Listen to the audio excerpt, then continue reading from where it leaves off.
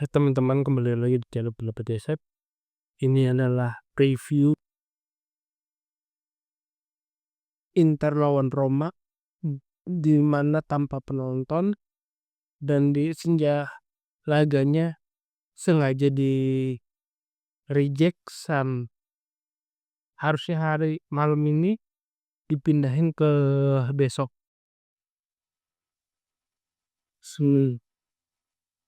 Sebentar, betul.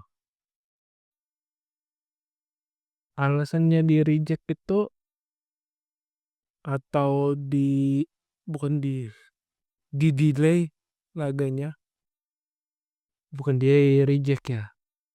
Itu karena ada kematian pastor Paus Franciscus dan jadi perhatian dunia, turut berduka cita bagi umat Katolik. Dan kita kembali lagi ngomong Roma. Roma sih awalnya menolak, bukan sebagai tidak menghormati Paus, tetapi menolak ke tanggal 16 itu ada beberapa hal. Salah satu, gak mau merasakan keuntungan semua karena dari tanggal 16 adalah jadwal padatnya Roma, pekan-pekan padat karena menjelang akhir. Jadi merasa sama aja kalau laga di reject di delay minggu ini terus dipindahin 2 minggu lagi, sama-sama gak menguntungkan bagi Roma. Kedua, tak ada indikasi kalau di delay ada hal yang menguntungkan Roma, baik itu di sisi taktik maupun strategi dan kedalaman tim. Kedalaman tim hampir dipastikan itu aja. Keuntungan pun hanya dengan adanya Emerson di bench, nggak ada keuntungan lainnya. Sedangkan di laga-laga sempit dan menjelang akhir ini, semakin banyak pemain yang fit itu semakin bagus. Tapi semakin sedikit pemain yang cedera bisa kembali, itu ya tidak serta-merta menguntungkan satu tim. Dan kita tahu Emerson dia butuh ke Roma, tapi juga tidak berdampak signifikan, ya sama-sama aja. Nah, kembali ke komposisi kedua tim, apa yang harus dilakukan Roma? Di atas Roma yang bermain lebih memprioritaskan dan memanfaatkan situasi. Jika Di Marco main, Sanalter harus main, Angelino harus main. Tapi kalau Zanwensi main, Samalker harus main. Tetapi apakah El Shaarawy akan main untuk menggantikan Selmar tipis-tipis atau apa? Bisa pro dan kontra. Di menit 70, 74, 75 El Shaarawy sangat mungkin dimainkan ketimbang tidak dimainkan, kalau menurutku, kalau dalam sisi komposisi tim. Karena sekali lagi, dari ukuran Inter yang dia punya Di Marco, Jurowski, Agostino, Hakan Kolu, Kuram, itu sangat membuat lini pertahanan Roma harus bisa menahan kondisi terburuk.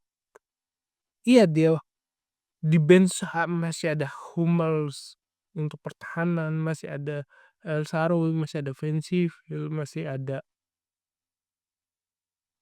Eldos Morodov Dovi, masih ada banyak kemungkinan baik itu menyerang maupun bertahan. Tetapi sekali lagi, bermain lawan Inter dengan kedalaman tim, yang paling penting adalah bagaimana memprioritaskan pemain untuk bermain. untuk bermain dan menguntungkan ketimbang untuk, mmm, mengeluarkan gaya baru untuk mengimbangi kekuatan tim lawan. Jadi saya menolak kalau bahwasanya kalau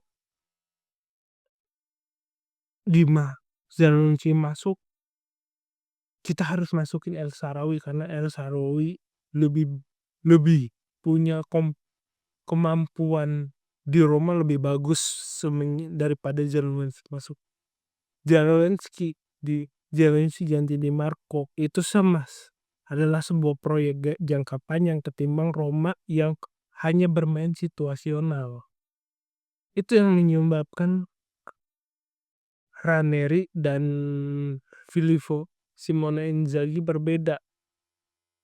Simone Inzaghi ada di situasi dia harus menjaga sistem permainan, sedangkan Roma bermain untuk sama-sama menjaga sistem permainan tetapi dengan keterbatasan dan komposisi tidak benar-benar kuat. Melawan beberapa laga sisa masih ada kemungkinan menang Roma, tapi tidak